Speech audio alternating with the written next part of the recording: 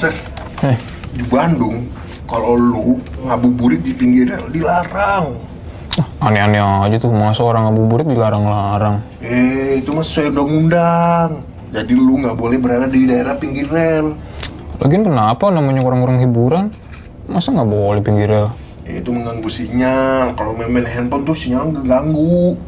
Lagian juga, ngapain lu ngabuburit di pinggir rel? Nah, kalau nggak pinggir rel malah pinggir borok. Banyak tempat ibadah. Semua tempat tuh bisa dijadikan tempat ibadah. Lagian, ngapain lu ngabuburit? Nungguin kereta lewat. Emang keretanya bagi-bagi kolok?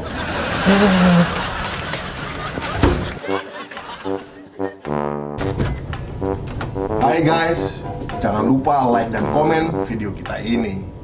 Subscribe juga di bawah ini. Nah, kalau mau nonton video lainnya, di sini nih.